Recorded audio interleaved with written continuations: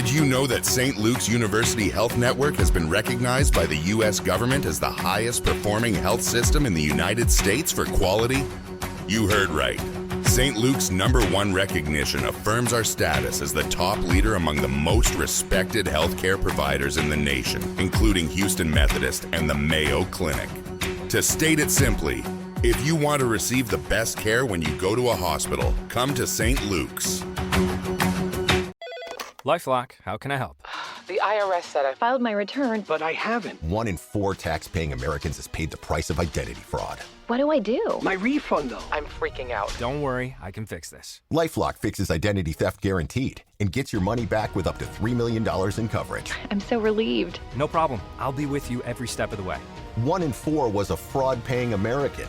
Not anymore. Save up to 40% your first year. Visit LifeLock.com/podcast. Terms apply. The Rita Cosby Show on the Red Apple Podcast Network. And tonight on the Rita Cosby Show, are we back at square one in the Nancy Guthrie investigation? Well, some very disheartening news coming from Pima County, Arizona Sheriff Chris Nanos, who did a number of interviews today. And what he revealed was essentially they've hit a brick wall. And that's pretty stunning considering we are now into week 3 and they've got the weight of the president of the United States. They've got the weight of the FBI. They, of course, have the Pima County Sheriff's Department. There are so many investigators looking into this case. And yet it seems that there's no clear end in sight, no clear suspect in sight. At least that's what they're saying. And he sounds pretty sincere about it, which is very, very troubling. So some new details, by the way, in the last few hours, and this is good news that apparently they have raised the ransom amount, the reward, I should say, because we haven't heard any details yet on the ransom, at least in the last 24 hours. It's unclear if TMZ got another one today. It doesn't sound like it, but they did get one yesterday. But the reward is up to $200,000. It was $100,000 by, of course, the local authorities and others putting it in. And now apparently a private attorney has stepped up and made it another $100,000, bringing it up to $200,000. That's a big, big amount. So hopefully that is promising that somebody will now come forward and say, you know what? Thank goodness there's more money engaged. Maybe somebody will rat out somebody else for $200,000. Not that $50,000 isn't a lot of money, because that's obviously a lot of money too. That's where it started out. Then it got doubled, of course, to $100,000, and then it went up to $200,000. And when you look at all of those different things, it really makes it more enticing for somebody to say, yeah, maybe I'll rat out so-and-so. Maybe I'll able to big big break in this case, if you will. Now, in one of the letters that Harvey Levin of TMZ came forward with, he said that in one particular one, the guy said, I was with Nancy. I saw Nancy. He alludes that it was south of the border, that it was across the border in Mexico, and alludes that it was a few days ago and it was them, meaning plural.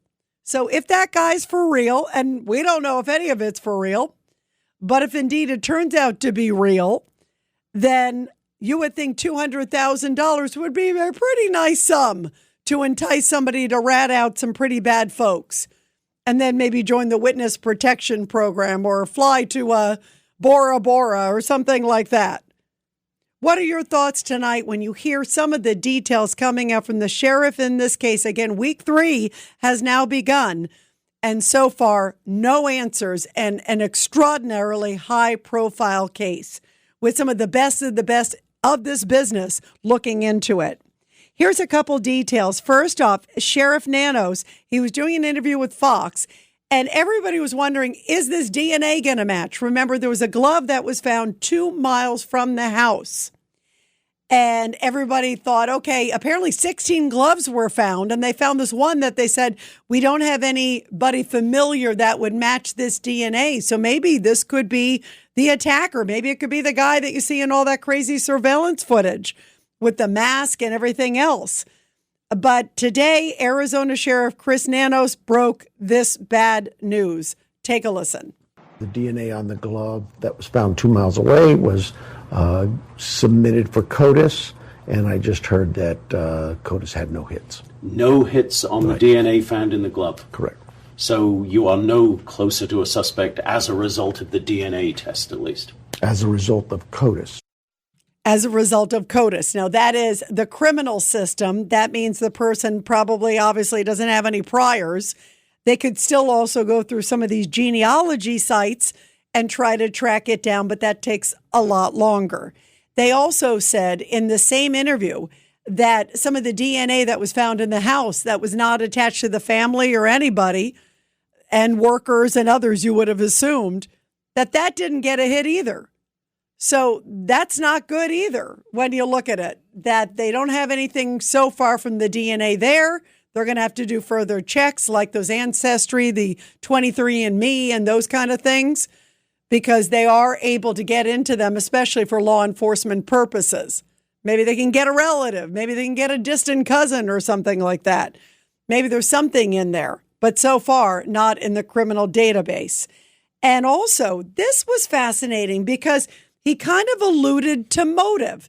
And this to me is actually a pretty big deal because a lot of people thought maybe it was a robbery, a break-in gone wrong, that the person was trying to break into the house, saw an elderly person, and then things kind of blew up and went south, and somehow they ended up taking Nancy Guthrie. But maybe the intention was a robbery or something else. But listen to what Sheriff Chris Nanos of Pima County said. He was pretty clear. And believe me, obviously, he's close to the case. He says it was a targeted kidnapping. That raised my eyebrows. Listen to this. You just said you believe it's a kidnapping. I believe it was a kidnapping. Targeted kidnapping. Yes, I believe whoever did that knew what they were up to. So do you believe knew who they were after? Knew who they were after. So who knows? Maybe he was asked, did they know they were going after Savannah Guthrie's mother? Were they targeting her for a particular reason? Here's a little bit more from that interview with the sheriff about what he thinks happened and didn't happen. Don't believe it was a burglary gone wrong? Is that what you're saying? I believe it was a kidnapping. I believe it was a kidnapping. You heard Jonathan Hunt went back at him and he said, no, I believe the intended purpose of going into that house was a kidnapping, not a burglary/robbery gone wrong. And now here's a little bit more from Jonathan Hunt talking about his interview with the sheriff. And he also talked about the fact that the family, he says, has been 100% clear. This is cut number 6. Take a listen. Extraordinary, Gillian. When you talk to him, and you can feel the frustration in the sheriff. Obviously, he has come in for some criticism from some quarters, but I will say now, having got to know him a little bit over the last 16 days that we've been here, he is a man who wants to solve this crime, quite obviously. He has decades in law enforcement. There's Monday morning quarterbacking going on. Maybe some mistakes have been made. That's not for me to say. But this is a man who has a lot of compassion for the Guthrie family, really wants, just like every single law enforcement official on the ground here, they want to solve this case. But clearly, they are very frustrated, and clearly they are struggling to find out where Nancy Guthrie is and who took her. And then Jonathan also asked, was there something taken from the home? Now, again, he said he doesn't believe it was a burglary gone wrong, but was there something they were targeting inside the house? Was there money in a safe or something in particular, or an item that they were looking for? Who knows? And also, what about forced entry? Remember, he's not telling us if he thinks there was forced entry or not. So I'm happy to hear, even though we'd all love to know the details, that they're still keeping a number of things close to the vest. Here's a little bit more of Jonathan Hunt describing some of his conversations with the Arizona sheriff in the heart of the biggest case in the world right now. And he said quite plainly, there are things we are not going to tell you because they are so germane to this investigation that they could compromise this investigation if we tell you. And as we've said throughout, John, they have every right to keep whatever information they want from us. But clearly, yeah, it's a struggle. But equally clearly, the sheriff believes in his gut. And I asked him his gut as a decades-long law enforcement officer what he thinks this is. And he said, I believe it is a kidnapping, not a burglary gone wrong. It was pretty direct. 1-800-848-9222. 1-800-848-9222. Let's go to Linda in New Jersey on line 4. Linda, your thoughts tonight? Rita, I would like to say that I think $100,000 is not a lot to turn in a possibly cartel member that could seek retribution and kill you, maybe with a chainsaw. Yeah, I mean, just like Scarface. The Guthries have money, right? Linda, millions of dollars. Hold on. I've seen that movie. Hold on 1 second. I've seen that movie, Scarface. You're right. By the way, it's $200,000. I just wanted to interrupt you because it's $200,000 now. It was $100,000, but then they added a little bit more. So now it's $200,000. That is a lot of money. But I actually, it's interesting you bring this up. I don't want to criticize the family or anything like that, but I actually think they should have put a lot more money up early on or had the FBI. The FBI obviously does it in increments and so forth. But I actually think it should have been a lot more quicker because maybe somebody would have done it. Because as time, ticks on, that is not good news, sadly, for Nancy Guthrie. And of course, we are praying for a surprise that she comes home. But the time is not in her favor. Go ahead, Linda. Well, I don't think they're going to turn up against a cartel member for peanuts. Really, it's just too risky. Would you turn in the mafia for like $100,000? What can you buy with $100,000? A watch? Right. No, I hear you. Now, here's the other question: why do you think it's cartel? Nobody knows for sure. Why do you think it's cartel? Well, because they're running Mexico basically, and they're running our southern border, and I'd like to know what the crime statistics are for kidnapping and home invasions in her area, in Arizona, because these people have taken over large parts of America, especially the southern border, and it's so common for people to be kidnapped in Mexico that we've had travel warnings. If you go to Mexico, you may get kidnapped. It's kind of like a given. And somebody said that in Guthrie's book, they used to play a game called kidnapping, probably because her cousin lived in Tucson, Arizona, and they probably knew about kidnappings. Why else would they be playing that game? Well, and to your point, there are a lot of kidnappings, obviously near the border. You hear about it, in both directions. And obviously you don't want to mess with the cartels. I hear what you're saying, and it is very close. I mean, it's a little over an hour away from the southern border. Linda, hold on 1 second. I want to play this clip for you Sure. because I don't rule out that it is cartel or something related or something tied with some sort of international influence. And you're right, that does raise the price. I would think you're right for somebody to turn somebody in. I mean, here it is now $200,000. But, it was $100,000. There was a private attorney. I actually think they should have had the amount a lot higher and quicker. I know there's always a strategy to it and you also obviously have to weed out anybody who comes forward. But I think faster and quicker to incentivize, to your point. But here is the sheriff. This is Jonathan Hunt. He's the reporter, of course, there on Fox News. And he describes his interview with the sheriff asking about the border. Listen to this and let me know if this changes your mind. Couple of other important points from this wide-ranging interview, John and Gillian. I asked the sheriff if there are any indications at all that Nancy Guthrie may have been taken across the border into Mexico, just about 65 miles or so south of us here.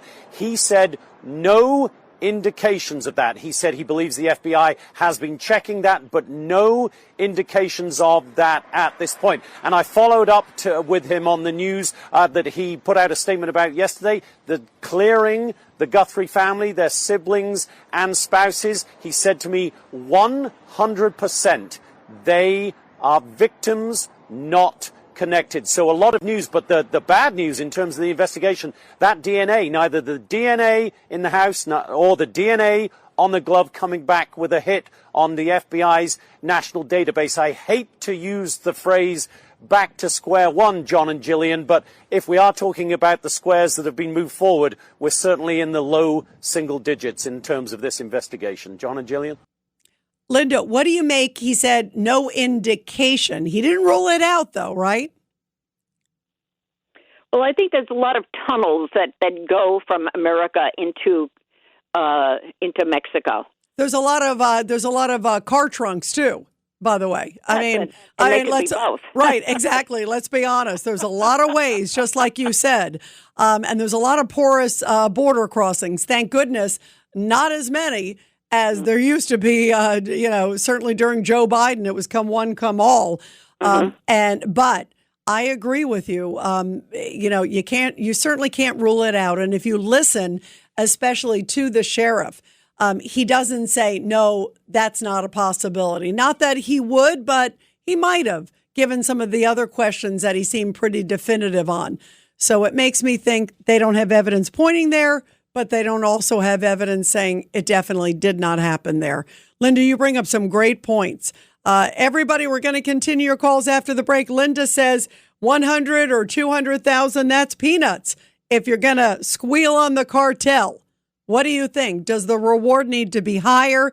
And where is the case after all the new details you just heard in the last few minutes? 1-800-848-9222. And you're listening to The Rita Cosby Show. The Rita Cosby Show on the Red Apple Podcast Network. Did you know that St. Luke's University Health Network has been recognized by the U.S. government as the highest performing health system in the United States for quality? You heard right. St. Luke's #1 recognition affirms our status as the top leader among the most respected healthcare providers in the nation, including Houston Methodist and the Mayo Clinic. To state it simply, if you want to receive the best care when you go to a hospital, come to St. Luke's.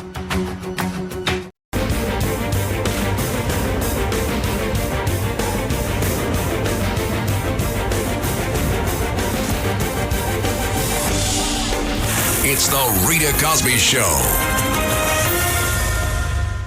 And we are continuing your calls on this busy news night. 1-800-848-9222. 1-800-848-9222. Let's go to Liz in Florida. Liz, on line 4, your reaction. Hi, Rita. The reason there's no DNA in the CODIS is because they're probably illegals and they're now in Mexico. So I think that they should advertise in Mexico in Spanish and offer a reward over there. And President Trump should reach out to Claudia Sheinbaum to see if she can help. And that's what I feel. You know, that's a very good point. Put it out there, and you're right. Clearly, by the way, if you look at the way the guy was dressed, it doesn't look like it was his first rodeo going there to break into a house. So it seems like somebody who would have a criminal history. You don't just go in and break into somebody's house and kidnap an 84-year-old woman. So I agree with you. There probably is a record. It just may not be in this country. What do you think, Liz, of what we got told earlier, that maybe the reward needs to be raised up too? What do you think? Yeah, I think that always helps. And I don't think it's anyone that worked for Nancy because they would have their DNA, but it might be people that they know. And I still say look at the family. And for some reason, they wanted her removed. And it's always about money. Yeah, you're right. You never know. The family's ruled out, but maybe somebody who saw them. The Rita Cosby Show on the Red Apple Podcast Network.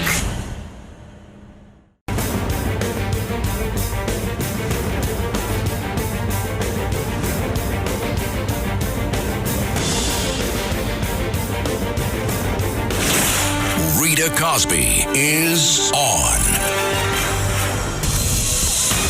Rita Cosby Show presents Back the Blue.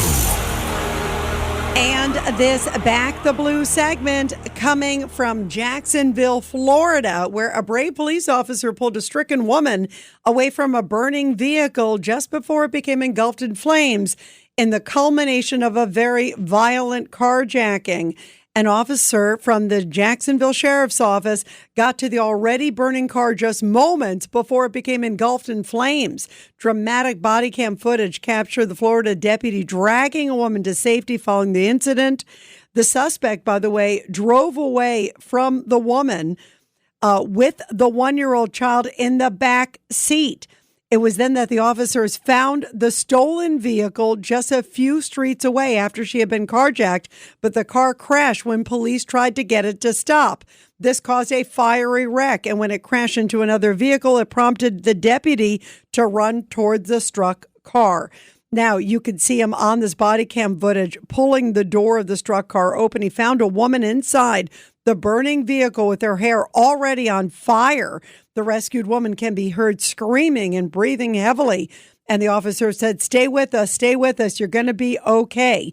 Thankfully, she was, and transported almost immediately, obviously, to a local hospital. Also, her 1-year-old child was removed safely from the stolen vehicle. The woman says she is grateful to be alive, grateful to that officer who got there literally just in the nick of time. Who knows where she would have been driven by the suspect. By the way, the suspect was arrested at the crash scene. He's a 34-year-old man. He's now facing multiple charges, including carjacking and many other charges. Thank goodness for our men and women in blue. Well, clearly they are working hard in Arizona, in Pima County, in Tucson, trying to solve the Nancy Guthrie case. I cannot believe, guys, it is week three. And here is Arizona Sheriff Chris Nanos. He did an interview with Fox, and he was asked, have you at least kind of narrowed down the number of suspects? And listen to what he said. Tell me this if you can, Sheriff. Is everybody in Tucson still a suspect, or have you narrowed it down to, say, a few dozen people? We've heard, for instance, the FBI is asking about 40 people at gun stores. That's not true. Okay, so have you narrowed it down to a few dozen, or are we still... We haven't narrowed it down to anything other than we have certain pieces of evidence that we're looking at to try to find this individual, whether it be DNA, whether it be that ring camera video, whether it be evidence at a Walmart that might lead us to somebody. And also, he was asked, what about the ransom notes? And here's what he had to say about them. I asked the sheriff about the ransom notes, and he said that is mainly an investigative lead for the FBI. Clearly, the ransom notes have not been ruled inauthentic or entirely authentic at this point. So still, no sign. And he was asked, have you narrowed it down to 20? Have you narrowed it down to maybe 40, 50 people? Nope. We're still looking. That doesn't sound good. 1-800-848-9222. 1-800-848-9222. Let's go to Norm in Brooklyn, line 5. Go ahead, Norm, your thoughts. Yeah, hi, Rita. Yes, I predicted that this case would be completely sewn up by this past Monday. Boy, was I wrong. Anyway, yeah, that's right. I think you owe me. Don't you owe me like a cup of coffee or something like that, Norm? Oh, yeah. Rita, for you, coffee, dinner, anytime, Rita. All right, anytime. Good. For the next 3 weeks, right? Of course. Okay, for good. you, Rita, yes. If you're serious, I would say yes, Rita. Okay. So, this case has shaken my belief that in 2026 you can't do something like this. Not a good thing. Not a good thing. I mean, you hear about, these cult cases from the, 40s, 1950s and stuff. You don't really hear about things like this in 2026 on a kidnap. So, I mean, it's a very depressing case, and it's just, it's kind of rocked my world in a way, because you'd figure that these things couldn't be done by now. And you know what's amazing, Norm, and what I agree with you. I am stunned that they seem pretty clueless at this point in terms of who may have done it. They can't rule in or out. If it's border, they can't rule in and out the individuals. I mean, the only people that they've said is not the family.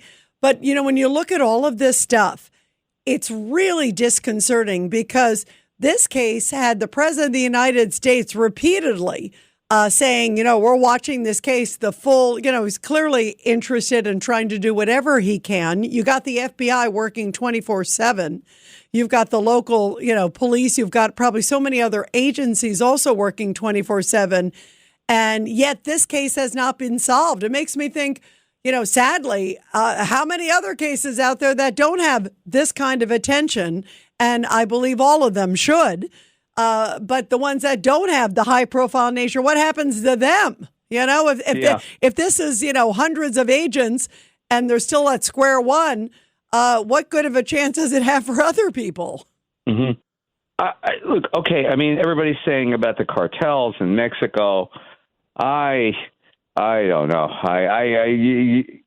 I have a weird feeling in the end it's going to be some crazy person in the neighborhood or something like that. This is not, and even though they said, okay, they rule out the family, is that law enforcement genuinely ruling out the family, or are they doing that to a tactic so they get their guards down is what you're saying? Exactly. So let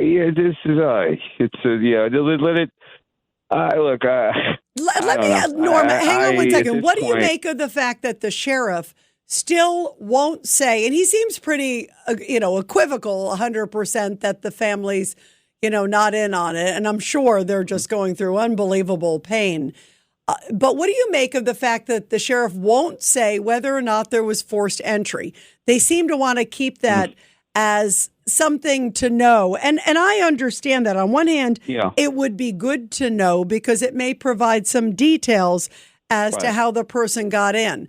On the other hand, and it would also give some good information that if someone comes forward and says, hey, I have all the details, I was there, or I was with that person, or whatever the case is, well, how did they get inside? And if somebody provides a detail that's clearly not known to the public, it certainly gives them a little more credibility if they were to come forward and provide details like that. Like if there was something moved in the house, where she is, obviously, first and foremost.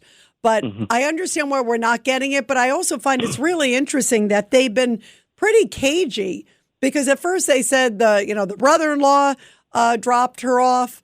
And then they said, let's just leave it at family. And then they said that she didn't show up at church. Well, it turned out it wasn't a physical church, that she went to a friend's home, according to reports, and that she went to a church service, sort of watched it on live stream.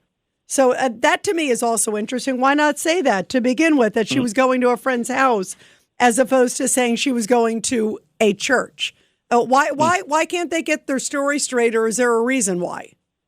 I don't know. God knows, Rita. The FBI has taken over this case, I assume, at this point, completely. I assume the FBI is heavily involved in this case. Yeah, they pretty much are running it. But clearly also the sheriff is aware of the details. I think it's interesting that for some reason who dropped off seems to be a secret. I'm not sure why that's a secret. The forced entry is a secret.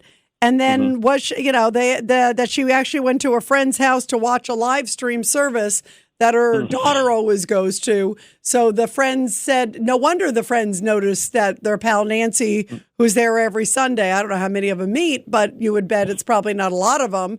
No wonder they noticed she wasn't there. It befuddles me. And I don't know. I don't know. This case is. I have no definitive answers on this case. I have none. And you know what, Norm? It's troubling. Now, what about the money? Do you think we just heard from a couple folks, Liz included, who was saying, well, maybe it should be higher. It is $200,000, which is at least getting obviously into a lot of money. Not that the other amount wasn't. But do you think it should be more money? So if there is some big nefarious network. Nah, I don't know. I think 200,000 sounds like ka-ching, ka-ching, It's a substantial amount of money. I mean, all I can think of is maybe we ought to be doing some sort of a cross-border operation, sort of like when they got Pancho Villa back in the day, some sort of where the Texas Rangers went across. I don't know. All I can say is that the cartels make a hell of a lot of money with drugs. So why would they do something stupid like this? I mean, they make a hell of a lot of money feeding our people cocaine and whatever, fentanyl or whatever the hell they're getting across the border. Why would they need to do something this? I agree. Them? And Norm, by the way, that's a great point. Why would you sort of like raise the ire of doing this? And clearly that person did not expect a ring cam on the house, because then they suddenly started grabbing, flowers and other things. So it was someone who knew the house, but maybe not that well. And it didn't look like a cartel operation. You would think they'd bring more than one person. Maybe there was someone inside, but that individual doesn't look like he necessarily was sort of cartel related. But you don't know. You don't know. Okay. I mean, that's the frightening thing, Norm. Here we are at square one. Did you ever imagine we're at square one now, heading into week 3? No, I can't believe it. Okay, I'm going out on a limb. I believe this is some sort of a psycho in the neighborhood. Let's see, to Friday. Okay, okay. So we got a couple of days. I think something's gonna pop. I don't think that this is. I don't think the cartels are involved in this.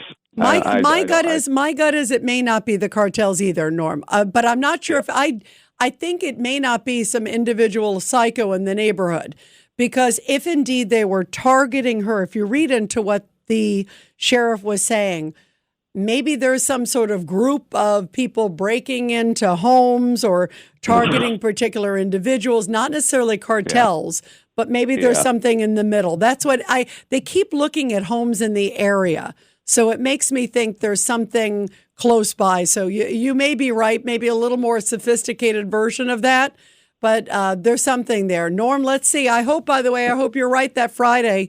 I hope even sooner, obviously, that we get more details, especially for the family. Let's go to Joaquin on line 3. Joaquin, what do you think? Wow, there are so many twists in this case. Good evening, Rita. I know, there's a part of me that feels guilty even talking about this in some ways, But now, after the other day, I'm stuck on this. I'm watching videos, and there's a few things that keep striking me. All right. Now, I came across something very interesting that somebody did say in regards to him picking up that shrubbery and, holding it over the door cam. Yep, the flowers. Yep. Yeah. Very possibly he could have been doing that to obscure, let's say he's ringing the doorbell, and so that somebody looks from the from the inside out through the cam, and they see him, then they can't see anything except for that shrubbery that's blocking everything. Oh, that's a good point. That's a great point. Okay, but now here's the other thing. When you consider the blood, okay, if there isn't blood inside the house, it would almost seem then that she would have come to the door and then he would have assaulted her by the door, and there you have the blood by the door. So in other words, he rings the door, and then she answers the door, and then he assaults her, okay? Then the other thing along with that is that if it's going to be at 1 or 2 o'clock in the morning, is she a night owl? Is she one like me, like a lot of us, who are older or whatever? I mean, I work nights, so I'm up pretty much all night long. Because if she was in bed and the doorbell rang, would she have even gotten up out of bed to answer the door? Right.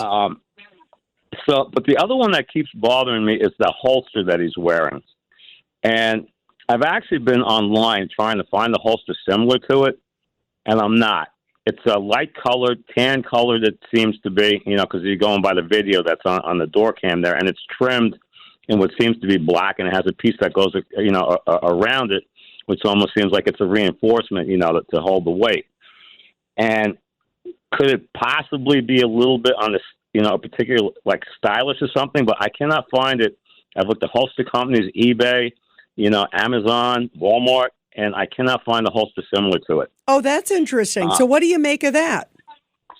That's the curiosity I have. Where would you find one like that? Because if you could find something like that, they obviously, I can't, unless, again, because it's Arizona, maybe the tan color means nothing, But by the way, Joaquin, that's a very powerful point, because if it's something that is so unique that it's not all over the place like you're describing, that would open the door. And one of the things we heard also in the last 24 hours is that law enforcement has indeed been going to a number of gun stores in the area and has been talking a lot and saying, hey, do you know these names? Now, what do you make of this? They apparently, one gun store owner was saying, and he's in, fairly close to Tucson, said they came in, I think it was FBI that came into him and said, do you recognize this holster, to your point, somebody who might have bought a gun or a holster like this, and do you recognize these names?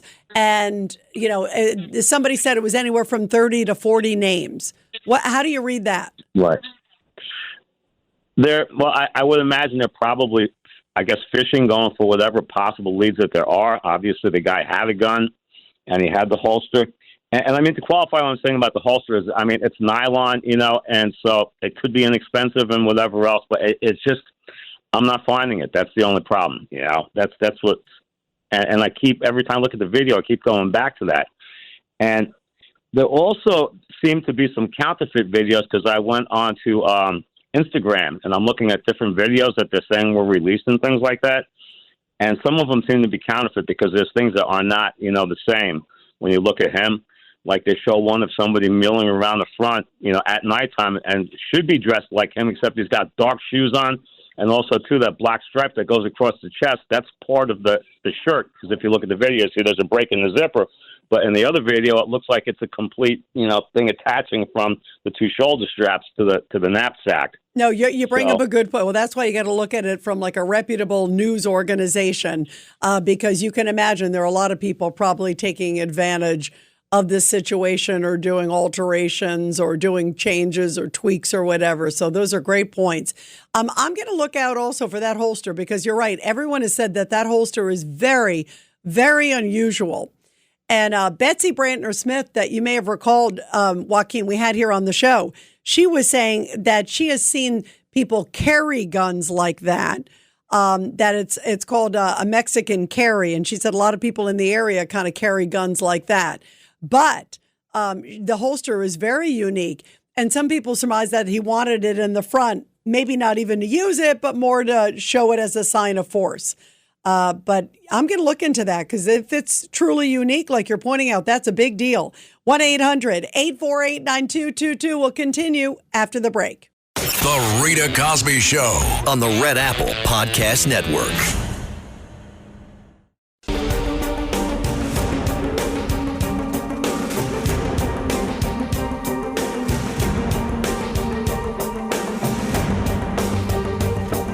This is the Rita Cosby Show.